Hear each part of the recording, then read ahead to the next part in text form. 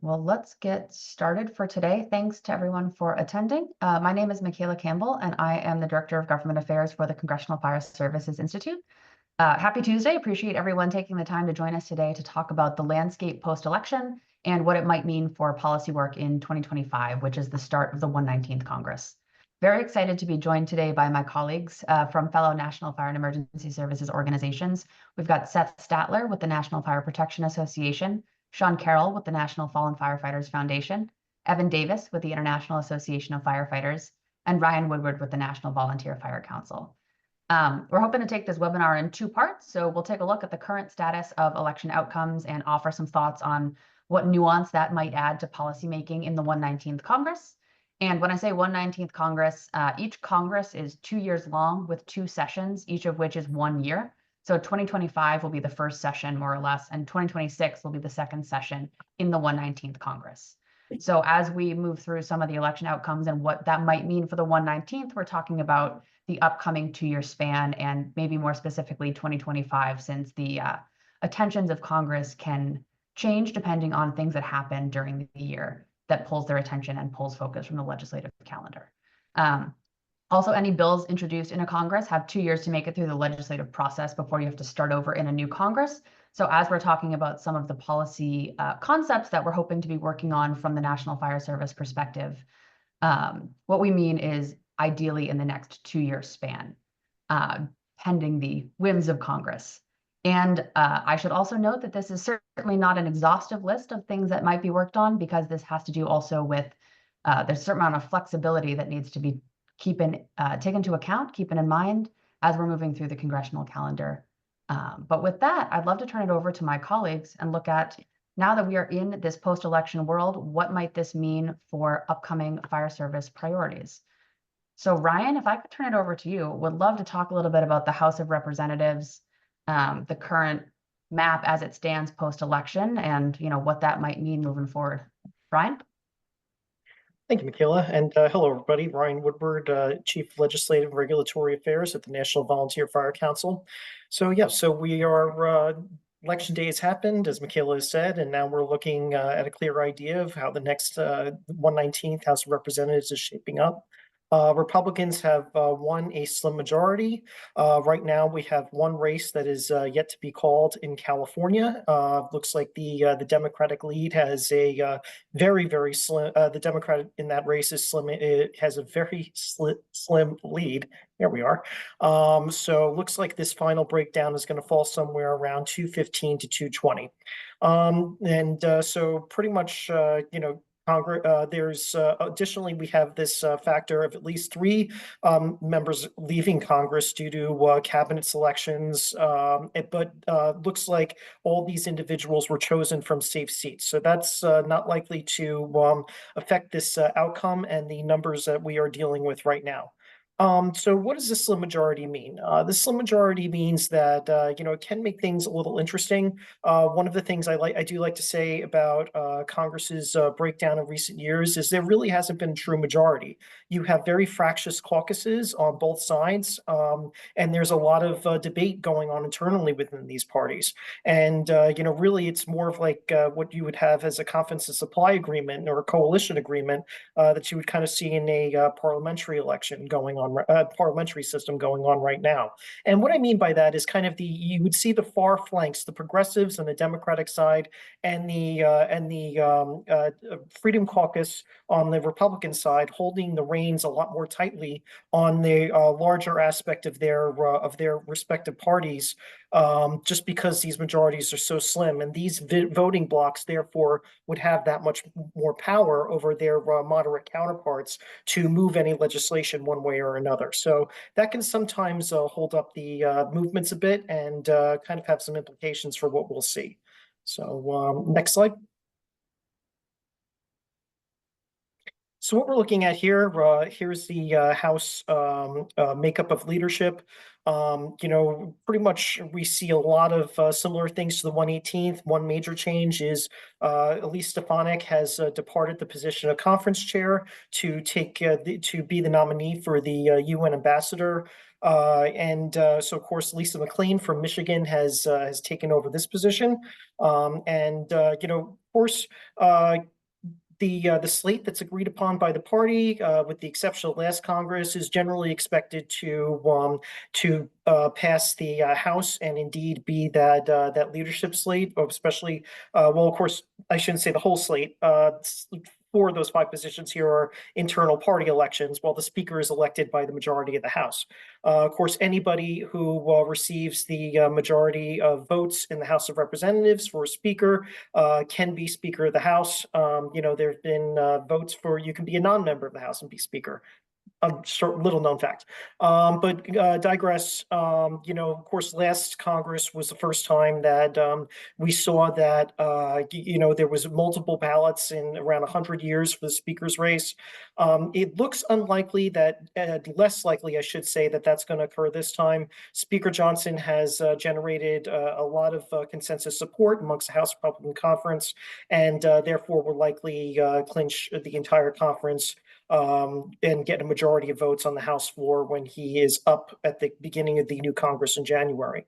And also, Matt Gaetz, who was one of the masterminds behind the challenge to McCarthy last time around, has resigned from Congress due to his nomination for Attorney General that was subsequently withdrawn.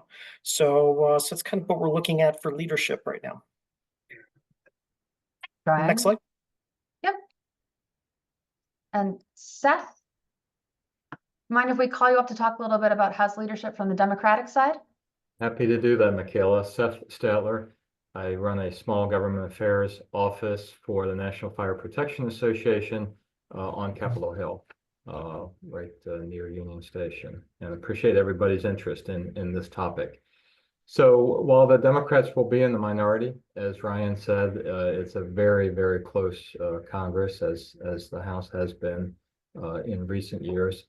And for folks who follow politics, as the five of us do, you know that the Democratic Party in the House has been through a bit of a changing of the guard recently. So names that we saw for a long time in these leadership positions, such as Nancy Pelosi, have stepped aside and let younger leaders come to the top of the party. And so for the second Congress in a row, second two-year term, Hakeem Jeffries from Brooklyn, New York, has been chosen as the minority leader. Unlike what Ryan was just saying about the selection of the Speaker, this seems to be a very strong consensus in the Democratic Party that Mr. Jeffries is the person to lead the caucus. One unfortunate thing for us is that he's not yet a member of the Congressional Fire Services Caucus. And one thing that we're going to just keep emphasizing with you guys is that whenever you have a chance to talk to your own member of Congress or to any of these people in the leadership, or frankly any member of the Congress, we've got to encourage folks to join the caucus. Similar story with Pete Aguilar, who's also a very young member, even younger than Jeffries, who's I believe 54. Congressman Aguilar is 45 years old. He's from a district east of Los Angeles, and not yet a Fire Caucus member. But always say not yet. We never say they're not a member, because we know they will eventually see the light with the help of all you folks who are on this webinar with us. And then a member from Massachusetts, actually the home state of NFPA, Catherine Clark, will be serving as whip.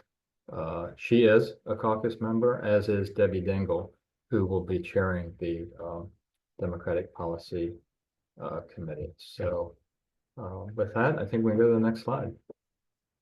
Seth, and quick question for you before we change. I'd love, from the Democratic perspective, Ryan talked a little bit about the slim majorities that we have in Congress, and you mentioned this a little bit as well, that Congressman Jeffries seems to have the Democratic Party fairly locked down, but because the margins between Democrats and Republicans are so slim, there have been a couple bipartisan votes this Congress, especially on things like funding. And while none of us know exactly what's going to happen next Congress, do you see some of those bipartisan votes in the future, or what do you think in terms of? I mean, Republicans do have control of the House and the Senate, and sometimes that can cause the Democrats to kind of lock down. But just curious what you're thinking for the coming Congress. Well, I believe, and I'm certainly hopeful, that some of that bipartisanship will continue. There's always a lot of chest beating by both parties, making their political points for C-SPAN and for social media. But in the end, look at the way the Congress came together in a bipartisan way on the AFG, SAFER, USFA reauthorization. And I think that's just such a model. Took a lot of good work by Michaela and the CFSI team, everybody on this call, and many of you who are watching this webinar. But I think when we push together, when we speak with one voice, as the fire administrator has encouraged, after the political points are made, the Congress can sit down and get stuff done. And I'm very hopeful that will continue in the new Congress. Thanks, Seth. And that's a great point as well. We are, I think, all very fortunate to get to work for the organizations that we do and to get to work on the topics that we work on. And, Fire and Emergency Services has the joy of being a bipartisan issue. And that's something that we work very strongly to continue to cultivate and move forward on. So certainly from our own policy perspective, we continue to be very expectant that we will see bipartisan effort and energy put towards things that are of necessity for the Fire and Emergency Services. And with that, Sean, Great. Let's switch over to the Senate side. Post-election, what are we looking at? Thank you, Michaela. Always happy to talk about the Senate, where I started my career, as I believe you did as well. After the elections, the Senate has been retaken by the Republicans.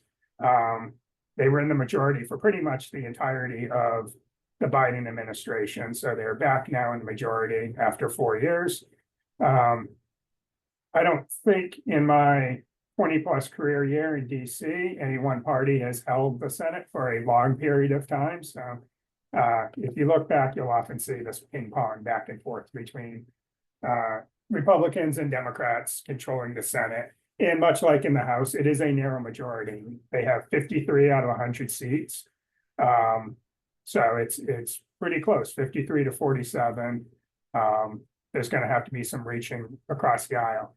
The Senate's a little different than the House in many ways, but in one way is some of the procedural rules in the House require, in the Senate require 60 votes just to bring a bill to the floor for a debate. So with a narrow majority like this, I think you'll see that both parties are going to have to reach across the aisle, which tends to be a little more common in the Senate than with our friends across the House. We do have two impending departures from the Senate, which will briefly leave the Senate majority at 51 seats. Senator J.D. Vance from Ohio is the vice president-elect. So he will be departing, although he will serve as president of the Senate, as is the constitutional role of the vice president.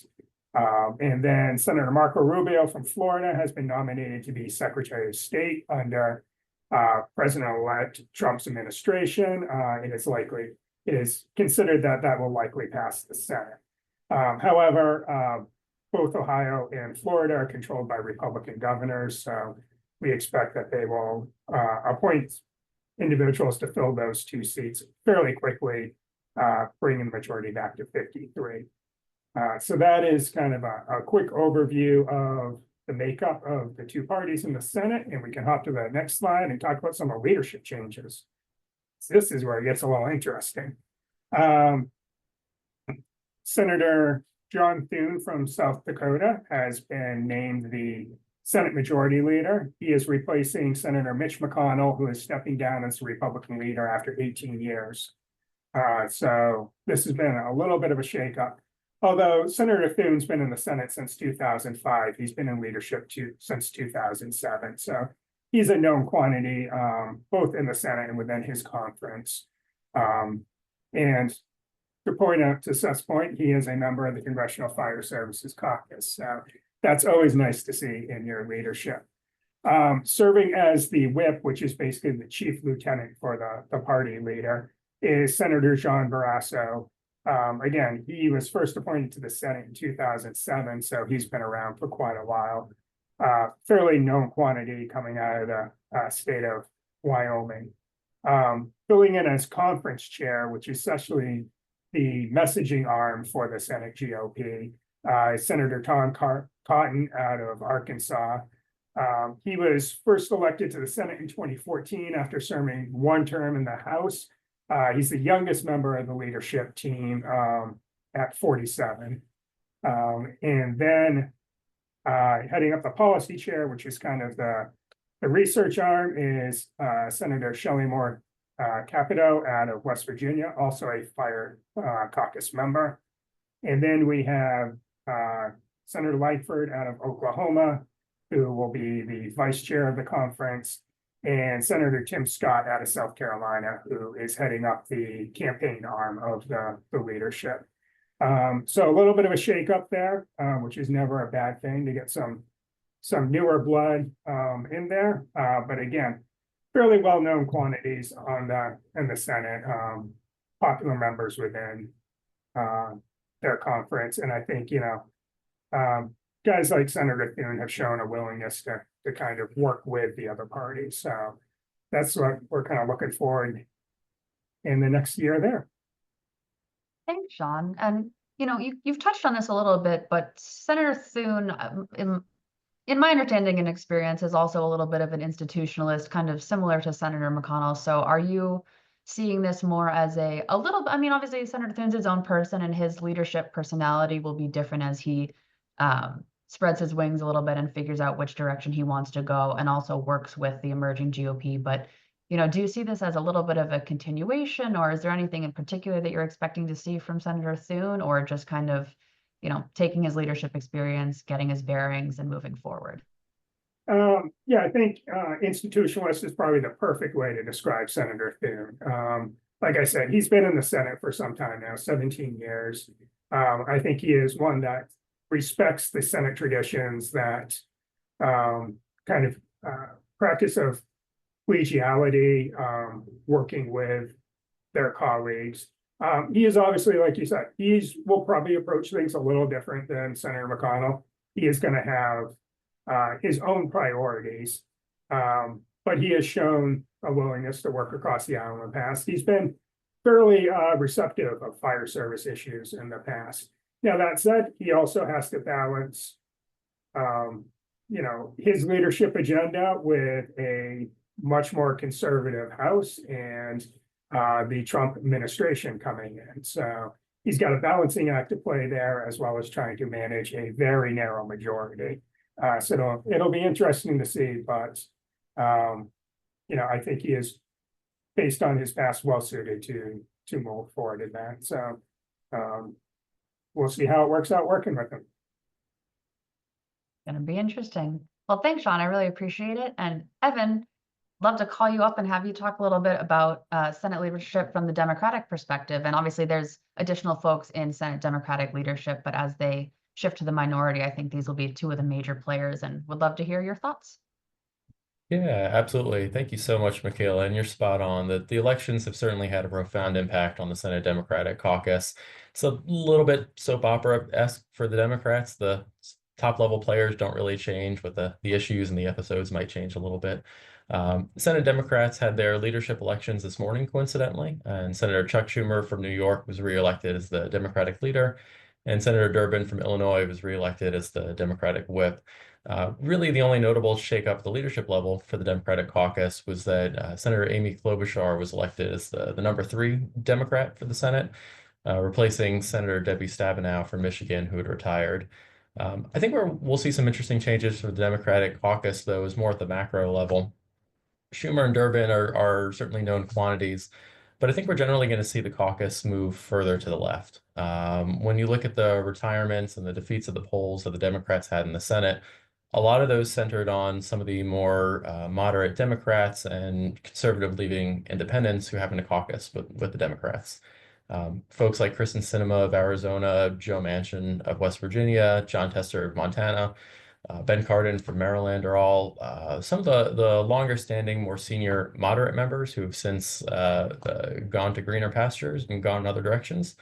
And they're being replaced by a new crop of senators in some cases who are a bit more liberal.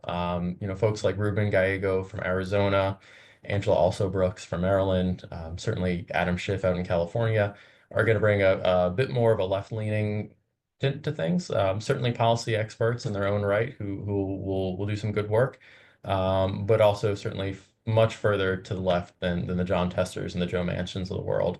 So I think it'll be interesting to see Chuck Schumer and Dick Durbin's efforts to kind of keep the caucus together as a bit more of that left-leaning politics starts to enter into what had traditionally been a fairly moderate Democratic caucus. And if we can go to the next slide, I think where we'll see some of these interesting trends play out are hot topics that are going to be in the Senate. Filibuster was one thing that played a pretty prominent role on the campaign trail, or at least it did here in DC. The Democrats during the campaign had talked about potential reforms to the filibuster. And for those who are not as deep in the policy process, the filibuster is unique to the Senate.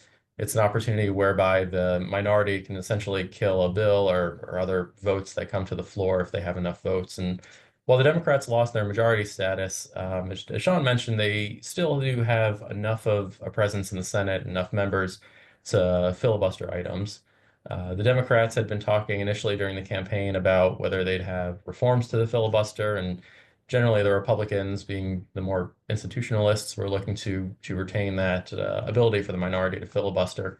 Now that we've seen the majority and the minority flop, I don't think it's terribly surprising the Dems are starting to walk back some of those talks of filibuster reform. I think we'll see that be a pretty handy tool in the Democrats' toolbox as as the Republicans start to flesh out their policy agenda. Reconciliation's a really interesting topic. Reconciliation is essentially a process whereby the majority party can try to push through some tax and spending and fiscal policies in a much more manner. The filibuster can Senate with the exception of reconciliation. So it really gives an opportunity for the majority party to advance some of their more controversial policy goals that might be held up by a filibuster. It's not something that pops up all the time. In order to have a reconciliation bill be successful, you do have to have the same party controlling the House, the Senate, and the White House. But it is something we've seen Democrats and Republicans both use whenever they have the opportunity to do so. Democrats used that in 2021 to advance the American Rescue Plan Act, and we saw Republicans do the same in 2017 during the president-elect's first term as president to advance some tax reform legislation. I think this is certainly going to come up in 2025 and 2026. I think topics, like tax reform, border measures, immigration certainly are going to be fair game. It's important to note, though, that reconciliation is only limited to a certain number of topics. So policy areas that don't generate spending or entire areas like Social Security are just not seen as being germane to reconciliation. So there's a little bit of a balance, a little bit of a dance that Republicans are going to have to do to use this to hit some of their priorities. But certainly, I think this will be an area that does come into play. And if the Democrats fail to take the House in 2026, will be on the table again for the Republicans to use for the last 2 years of the president's term.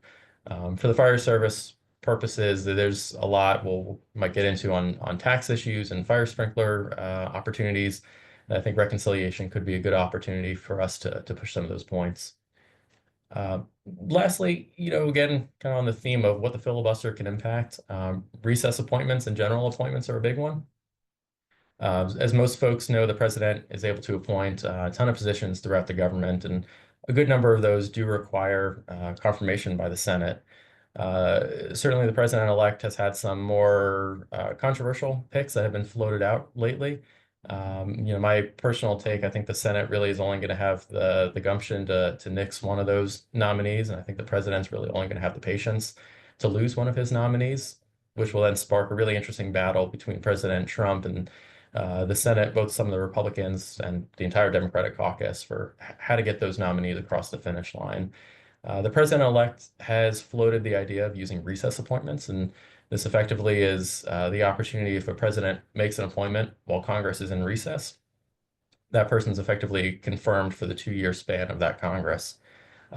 This isn't a new, topic or strategy per se. Certainly the Obama and first Trump administrations used recess appointments for lower level positions. I think the novel piece of recess appointments here is that we've never seen those used to advance a cabinet secretary. The president-elect has floated that idea if his nominees run into too much trouble. It'll be interesting to see how that plays out. There are a lot of intricacies about when and where you can use a recess appointment and under what conditions the president could potentially force Congress to go into recess. Certainly, you can expect a lot of legal battles here. And ironically, the leading legal voice that was railing against these appointments was late conservative Justice Antonin Scalia during the Obama administration. So I'm sure there will be a lot of interesting fodder from some of Justice Scalia's old decisions and concurring opinions from 2014 that'll get brought up again here. But we'll need to see where this plays out. For the fire services purposes, the fire administrator is no longer requiring Senate confirmation. That was once the case, but was changed relatively recently. So it'll be interesting to see who the president-elect lands on to be fire administrator, and fortunately that person will be spared some of the drama here with Senate confirmations. Plus, for anyone who's seen a confirmation hearing, never a bad thing to not have to go through them if you don't need to. They can be quite intense and certainly provide a lot of interesting showmanship. But thanks, Evan. Really appreciate that, and thanks for the overview. I think so. Moving into part 2 of the fire service policy agenda, a lot of what my colleagues have just discussed, what we're probably going to see, at least from an initial guess, is because Republicans have control of the House and the Senate and the White House, you're probably going to see at least an attempt at reconciliation, which, as Evan mentioned, is fairly limited to tax reform. You're going to have to see a lot of confirmations early because you have to get the cabinet in place and a lot of the political appointees that are critical to the working of agencies. And there's been a lot of conversations about what the proper role is of agencies and how much agencies should be doing, what they should be doing. So you're going to see a lot of procedural conversations and maybe battles about that, as well as potentially some on the legal front. The filibuster looks likely to stand, so it'll maintain that 60-vote threshold in the Senate, which could provide a little bit of a moderating effect for Congress, because the Senate typically may end up jamming the House on non-reconciliation bills because you need to have that more moderated 60-vote threshold in the Senate, which does require a little bit of moderation on the House side because you can only do what you can get through the Senate. So all this to say, as always, an interesting landscape for the 119th Congress. Each Congress has different tweaks to where we're at in the presidential elections, where we're at in the topics that are of interest to Congress, and where we're at in terms of what looks likely for Congress to be able to do based on who's in control of each of the chambers of Congress and the presidency. So what that means for us on the fire service side is we got to stay flexible. And fortunately, the fire service is pretty good at doing that, but we have to remember to stay flexible in a policy perspective as well. And that is going to mean repeated conversations. It's going to mean, making friends with staff and with members who might be new or who maybe you haven't previously had relationships with. But I think that is going to be a critical piece to help ensure that we can move forward on fire service policy items in the 119th Congress. So a couple of my colleagues have talked about this already, but I have the honor of bringing back just a reminder about the Congressional Fire Services Caucus. So caucuses fundamentally help to indicate that a member has interest in a particular topic or field. So for the Congressional Fire Services Caucus, the goal of the caucus is to make sure that members who are on the caucus are learning about the fire and emergency services in ways that they can take back to their states and districts. The caucus doesn't whip on legislation. They don't require votes on specific bills. So the way the caucus typically works is they'll say, hey, here's this bill or this policy idea that we support from the fire service side. We would love to send it out to the members of the caucus so that they can engage with it and start learning about how this might affect them at home. This is also where you all come in handy who are listening to the webinar today, because having those relationships with your members of Congress, A, lets them ask you the questions that they might have, and B, if you hear about things that we're working on at the national level, which hopefully these webinars and all of our websites will let you know the policy items that each of these organizations are moving forward on, then if you have opportunities to be seeing members of Congress or staff, you can say, hey, these issues are also important to us, and here's why, and help to make a little bit of the local level argument for them. All politics is local is a phrase that I think anybody who's dipped their toe in the water of politics has heard, and that's incredibly true. And the caucus is a prime example as to why, because this is really saying to members, these policies matter at the local level for you and for your constituents. And that's part of what we on the national level try to demonstrate to them. And that's part of what we hope to provide you all the information that you need to assist in this journey as well, so that you can demonstrate to them, hey, these are the issues, and this is, this is why it's important, and this is why it matters locally. If you're not sure if your member of Congress is on the caucus, please do scan the QR code, take a look at that. If they're not on the caucus, ask them to join. If they are on the caucus, that's also a pretty easy entry into a meeting, is saying, hey, thanks so much, you're on the caucus. We really appreciate that. It's a bipartisan and a bicameral caucus, which means it has Democrats, Republicans, and independents, and it has members in the House and the Senate. So it's a pretty easy caucus to be a part of. And if you're in a meeting and they're on the caucus, pretty easy start to say thank you. Most people like to be thanked, and it's a nice way to start a meeting. And if they're not on it, it's a pretty low stakes ask, saying, hey, here's this caucus, the focus is education, and we'd really love for you to be kept aware of some of the issues that are important to us, both nationally and at the state and local levels. So with that, that's a little background on the caucus, and happy to take questions on that as we move forward. But the next item, and to be clear, this is a non-exhaustive list of policy items for the fire service agenda in the 119th, but at this point in the congressional calendar and post-election, these are some topics that we think are going to be important to all of our organizations, and then we will add on other priorities or be flexible depending on how the congressional calendar looks. For example, if they start doing reconciliation tax reform, we might talk more about some of our tax priorities early, because that's what's moving. So like I said, the name of the game here really is flexibility. And with that, we'd love to move on to our next topic, which is AFG and SAFER. Evan, you want to Perfect. Well, let us know what's up here? Thank you. yeah, absolutely. Absolutely. And this is going to be somewhere that it is really critical to have everyone involved and have an all hands on deck approach. For anyone coming to DC in February for the CFSI dinner and symposium, or in March for the IFF legislative conference, or even if you're just meeting with your members of Congress back home, it is critical that we be a squeaky wheel on this and make sure we have Congress talking about the AFG and SAFER programs. Hopefully, as everyone knows, AFG and SAFER are the two primary grant programs for the federal government to provide support for fire departments. Fully career, volunteer, combination departments are all eligible. Broadly speaking, AFG is what helps us buy things, think fire trucks, gear, tools, training opportunities. SAFER helps bring people to our departments, so hiring on the career side or recruitment and retention on the volunteer side. Both are very long established programs with great records of success and bipartisan support. We did just win a very heated and long 2-year battle to reauthorize these programs, so hopefully most incumbent members of Congress have at least some marginal familiarity with these programs, but it's all the more important that we try to build off this momentum now to get strong funding for the programs. I feel like every year we always say it's a tough budget year, and that's an out Congress tries to pull, but that really is the case now. We're currently operating under a continuing resolution. I think Congress is really going to be looking, as well as the president-elect, to tighten screws wherever they can on the budget. So we need to defend funding for AFG SAFER. Recently, we took a little bit of a haircut to the funding levels for these programs at about $336 million each. Ideally, we'd love to get these programs up north of $400 million, if not higher. But in the very least, we'd like to return to the recent high water mark of $360 million each for AFG and SAFER.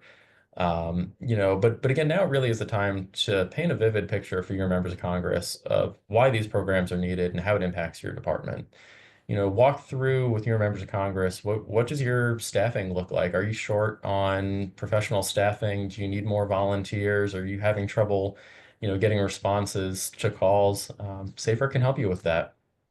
Is your apparatus old and not in safe operating condition, or training? There are opportunities to potentially elevate from a BLS level EMS agency to ALS. The OSHA has been a big topic. If you're concerned about safety issues, AFG SAFER is a great opportunity to get funding to address some of those needs. But again, it's incumbent upon us to actually articulate these needs to members of Congress. It's important to know most members of Congress, with the exception of 4 or 5, have never been firefighters. They don't know the first thing about fire departments and probably think we still run calls with Clydesdales pulling our engines. So now is the time to give that education to members of Congress. New members in particular are going to need that education. They're not going to know what an AFG or a SAFER is, and it's important to really hold their hand through the process and explain to them that our departments face really acute funding needs, and these programs are key for building capacity not only at the local level, but the fact that our agencies operate mutual aid agreements. This is really the backbone of our entire national emergency response system, and Congress needs to step up and make sure we have the resources that we need. With that in mind, radio communications is another great area that AFG can support operations, and so I think Ryan, you're next to talk about FirstNet and where the world of communications is going to go.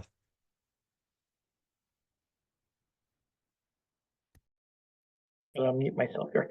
No, thanks for that, Evan. Appreciate that. And FirstNet is as most of you well know, has been out there for a couple of years now. It's being stood up and expanded as a network.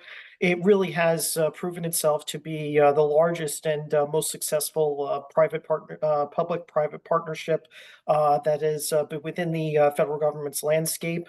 We've seen really how it has revolutionized public safety communications by granting public safety entities, along with their support services, their own unique high-quality spectrum that was allocated as part of the initial legislation to establish FirstNet, and really has improved public safety communications across jurisdictions, as well as mass events, such as even when it comes down to college football games, or when you have mass casualty events like the Surfside building collapse or wildfire instances. And with that in mind, this was established at the recommendation of the 9/11 Commission report.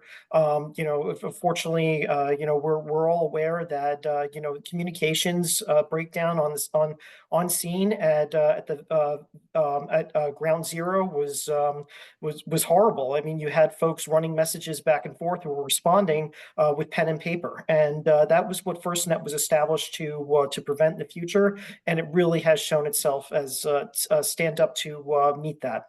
With that, like I said, FirstNet is a public-private partnership.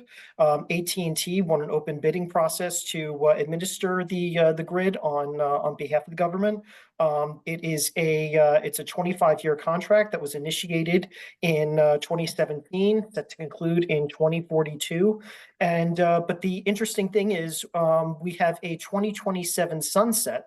Now, those of you who are maybe familiar with the fight that we had on AFG and SAFER, what sunset means, it's not just a lapse in authorization. That is pretty much a congressional mandate that if Congress doesn't act, FirstNet is going to have to pack up and finish up its operations in 2027. And you're going to have this unique situation where you have this public-private partnership that is in existence for an additional 15 years, but the federal entity that is responsible for it may not be in existence. Additionally, in 2022, the Government Accountability Office put out a really damning report in regards to if FirstNet, if Congress does not act and FirstNet does sunset, it will have very serious implications for public safety communications nationwide. So this is something very important to convey to your members of Congress, convey the how FirstNet has enabled your ability to communicate and just facilitate again those issues that you've encountered prior to. And again, as far as prognosis for this Congress, one thing again that we saw with our recent AFG and SAFER fight, Congress had, understandably, because they do have a lot on their plate, but they do sometimes play chicken with these authorization deadlines.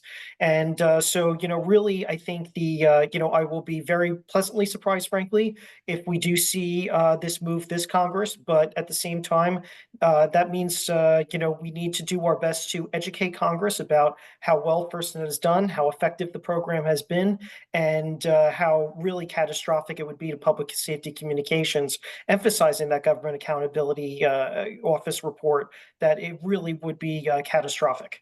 So just it's a big priority for ours going forward. Right now, as far as current legislation, Rep. Flesher has had a bill in the House, HR 3366. We've gotten 9 co-sponsors. It's been very bipartisan this Congress, and we hope to build upon that support substantially as we enter into the 119th. Thanks, Ryan. Really appreciate it. And yes, public safety communications is going to be certainly an issue that is worthy of our education and advocacy efforts. And if it's anything like the last reauthorization fight, it's going to be an interesting time and necessary of everyone's support. The next 2 topics that we've got are, I think, ones of particular importance. There's a lot going on in the codes and standards landscape, and the nexus with federal advocacy is a really interesting one. So very excited to have Sean and Seth here to talk about this. Sean, can we turn it over to you to talk about fire sprinklers? Yes, thank you. So fire sprinklers, I think a technology we're all familiar with and are strong advocates for. Since 1992, automatic fire sprinklers have been required for most newly constructed high-rise residential buildings.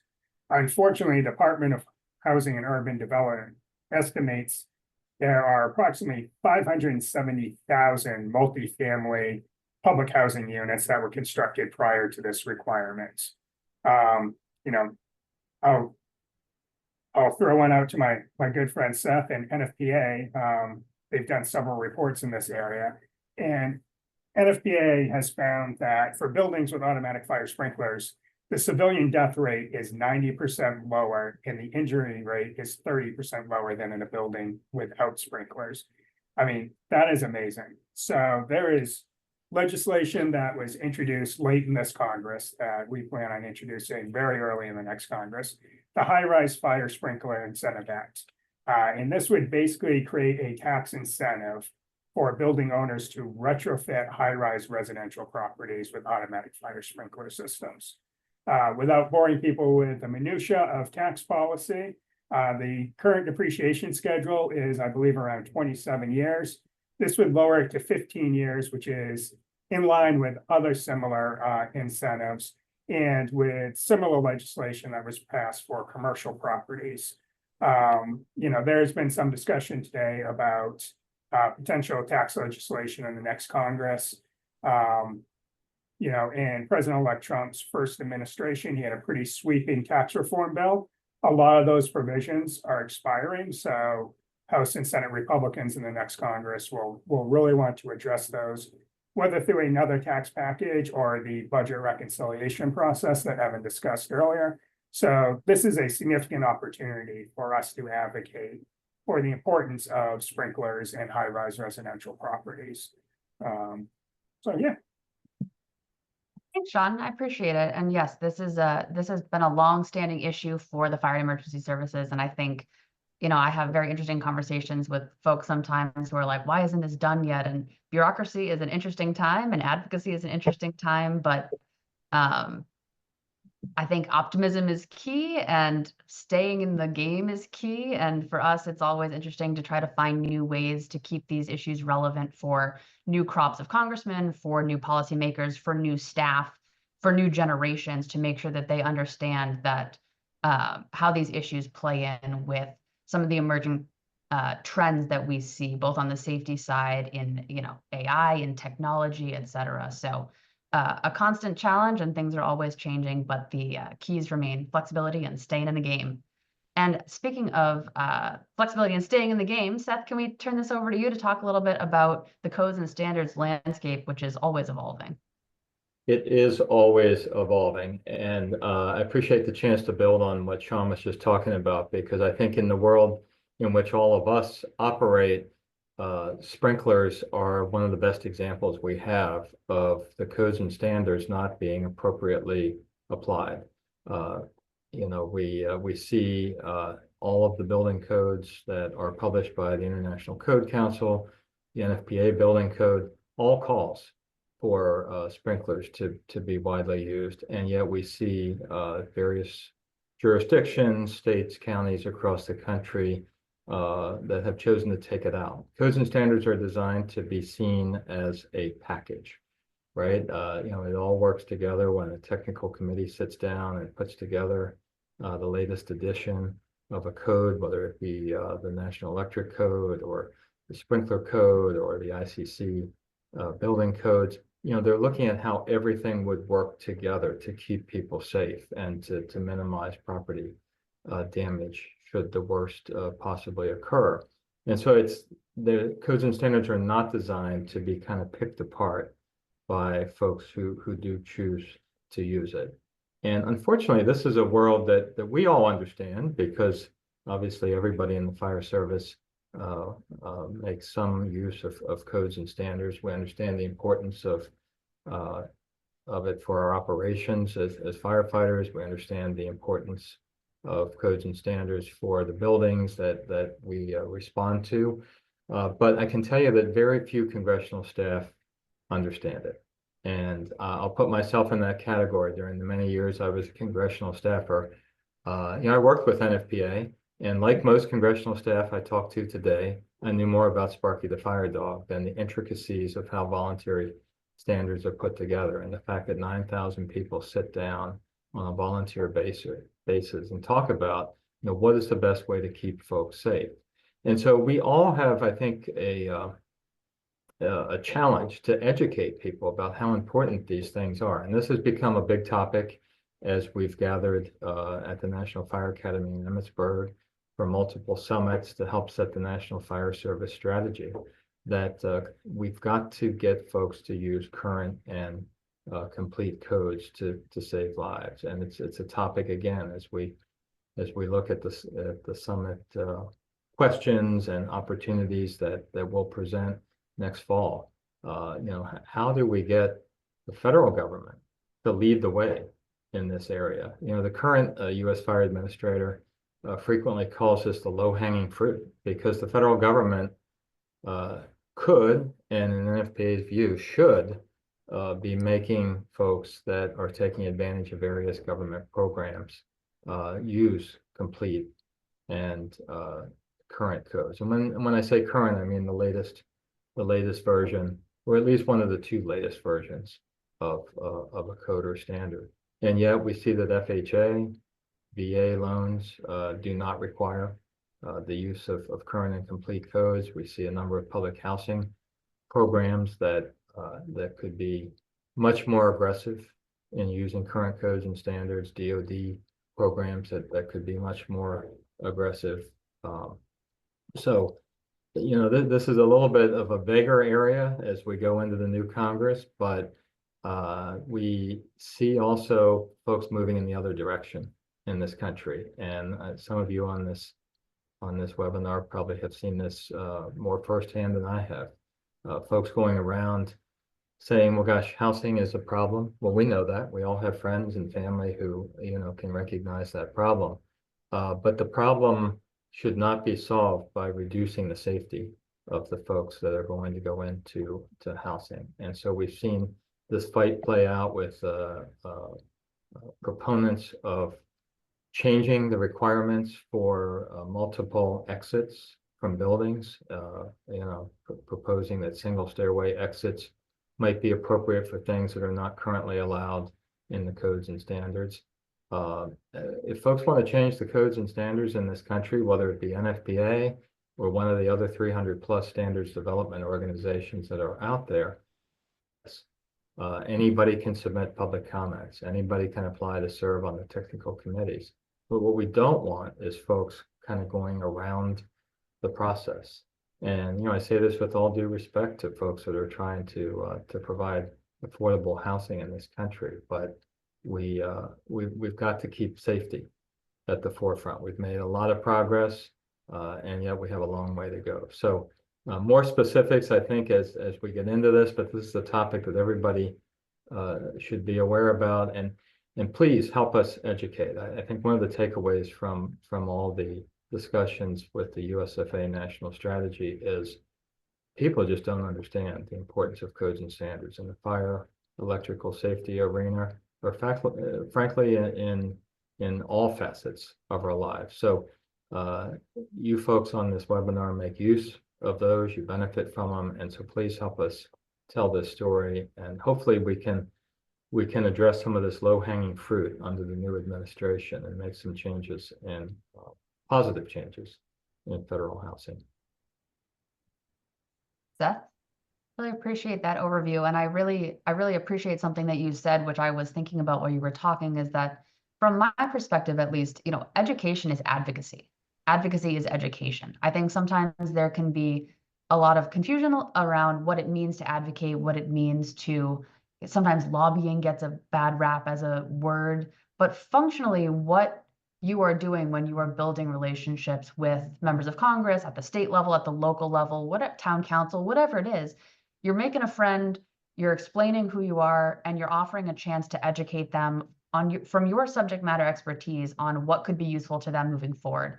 And that's so important because on some of these, there's specific bill numbers and there's legislation that, hey, we're asking to move forward on this. But on a lot of these, it's, hey, as you're developing legislation, there are concepts that are important to keep in mind, like safety, like existing codes and standards. And so education is really key to that. And I also feel like, education sometimes is a little bit of an easier word for people to think about and conceptualize because we know what that means to be educated and we know what that means to educate. So functionally, advocacy is education, and that's especially important on everything we talked about, including codes and standards. So we will be taking questions. So I see a couple dropping in, but feel free to put questions in the Q&A section.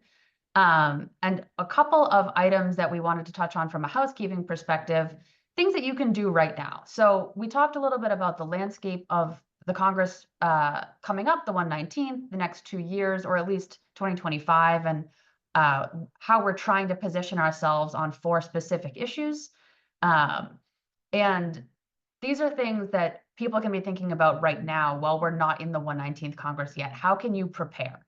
So first of all, if you don't know who your members of Congress are, or if you know, but there are folks that you work with or that you are friends with or colleagues with that you think might not know, advocacy is a team sport is a motto that I like to use a lot. So you might know, but make sure that your friends, family, colleagues, whoever it is, knows who their members of Congress are, because that's particularly important when you're building these relationships. And I say senators and representative, I talk about members of Congress federally, but this is just as important at any level that you want to have a conversation at.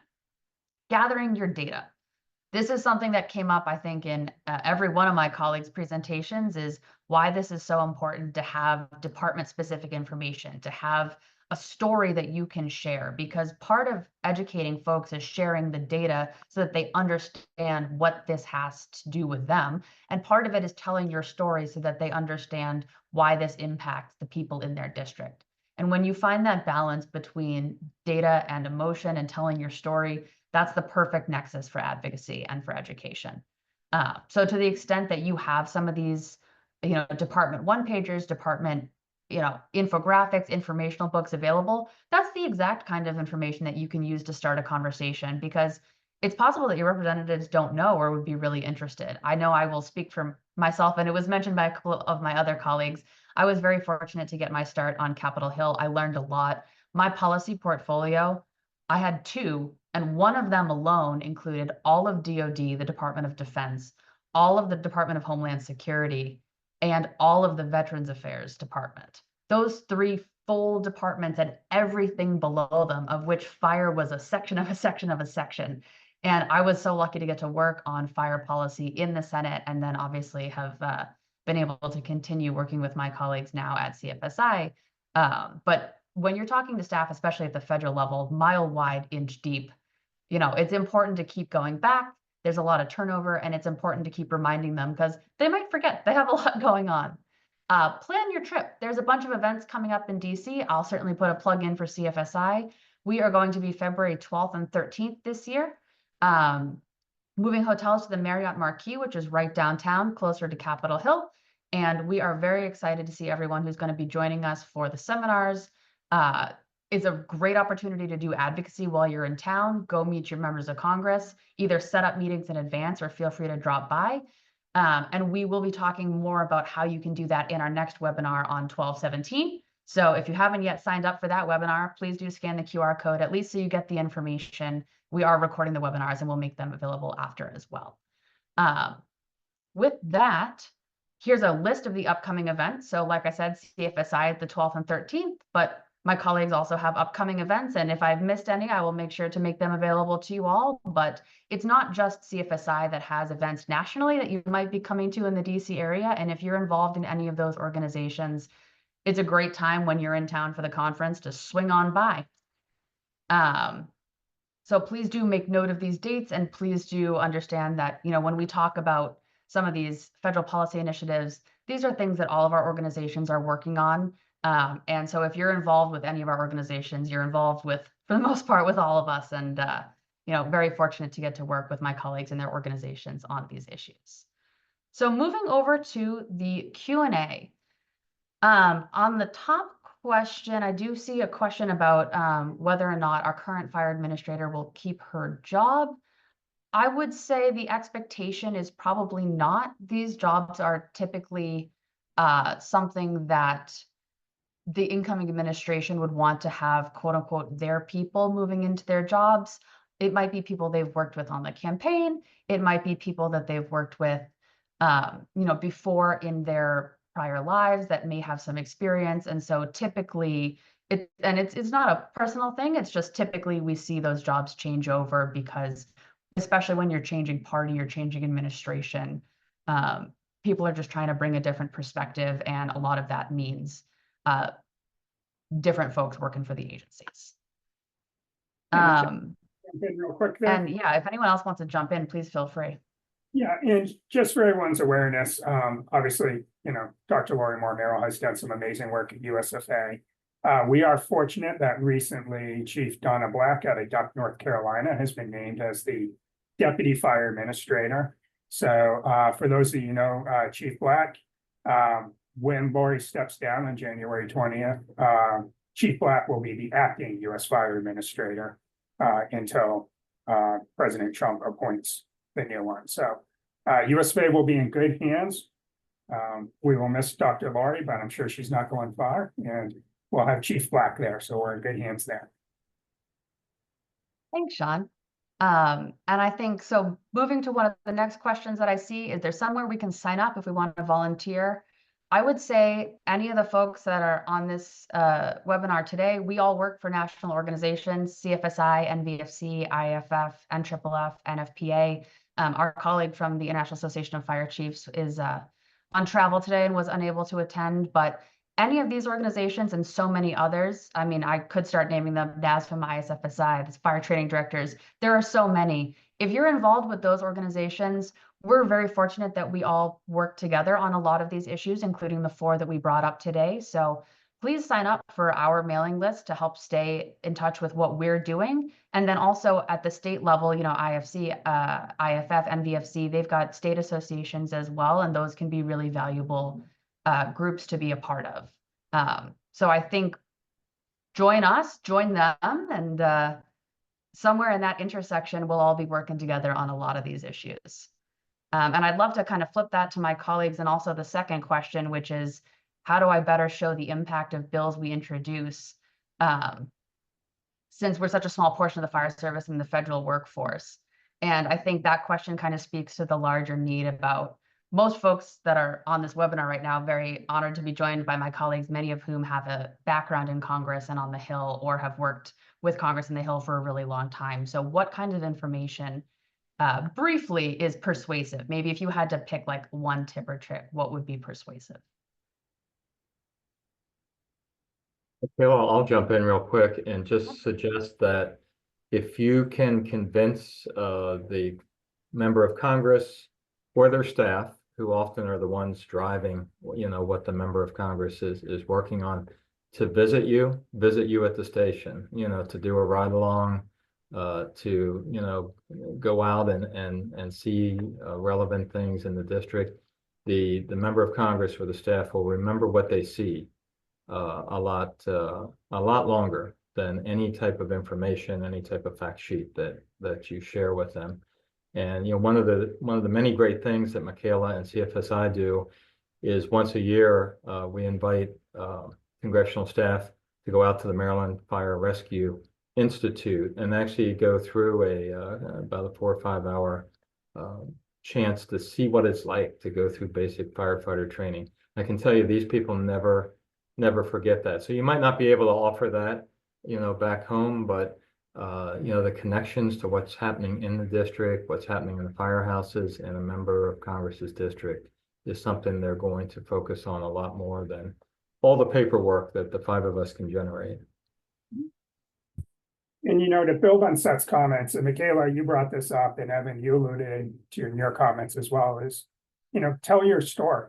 How do these programs impact your community? Evan talked about AFG and SAFER. If you have hired firefighters through a SAFER grant or recruited a bunch of volunteer firefighters, tell that story, because that has a direct impact to the community where the voters live who vote for that member of Congress, because ultimately that's who they listen to. If you have an issue with public housing safety, I don't know a firefighter who can't tell a personal story about themselves or a colleague who hasn't been impacted by cancer. That is powerful when we address these issues, and you can bring it back to the community that you're serving.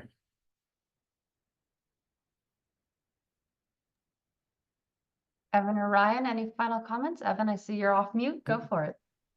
Yeah, I would just add, based on kind of some of the word choice in your question, I will venture a guess you're probably an IFF federal member, in which case we can follow up with my contact information, but would love to work with you directly on some of these issues. We find a lot of federal firefighter issues, specifically, especially for DoD firefighters, oddly falls to the oversight committee for jurisdiction. And since it's such an area that they generally don't have a lot of experience working on, my colleague said it's all the more important for us to give that education that first off, there are DoD civilian firefighters protecting, our nation's military assets, and B, to the extent we're able to get members out to your station and even just do a site visit to visit you, visit your colleagues, see what your apparatus looks like, what the station looks like, really is eye-opening for both the members and the staff. It's interesting. I saw a study at one point that I think Congress is spending more time in recess now than ever before. And it's generating a challenge for members to find things to do when they're back home. And so I think it's all the more opportunistic for us to be able to have members of Congress come into our fire stations and really see firsthand the challenges of what we're working with. The only sense I would have to add into my colleague, which pretty much I think complements, is no, I mean, again, education is key. I think, just to reemphasize, there's a lot of turnover, and, and frankly, even, Joe and Jane Q Public, you all do such a great job responding to your communities that you are taken for granted. And you really need to paint a clear picture as to how much you are doing with ever decreasing resources, and explain to your member of Congress how you really need help. Fire may be a local issue as far as who has control, who's the authority of jurisdiction, but at the same time, the financial assets that are there, it becomes a national problem where fire is consistently asked to do more with less. And, and the tax bases and your fundraising efforts cannot keep up with these, with the demand that is placed on you. And therefore, the AFG, SAFER grants that were mentioned earlier are all that and more important, as well as any other additional federal support that can be given to you. I'm going to give Ryan the mic drop. With that, thanks to all of our participants for being here today. And like I said, we're going to get a little bit more in depth on the 17th about some more specifics with these, some more specifics about interacting at the federal level, and all of that is translatable also to the state and local levels. So please do join us for that. But thank you for what you do. Thank you for taking the time, and hopefully this was helpful, and we look forward to doing anything that we can to help move your education and advocacy journeys forward. So anything you need from us, please do reach out. update@cfsi.org is our general email, and I'm more than happy to check that email and deal them out to my colleagues. The slides will be available. The recording will be available. Thanks to everyone for being here today, and hopefully we will see you all in DC very soon. Thanks all.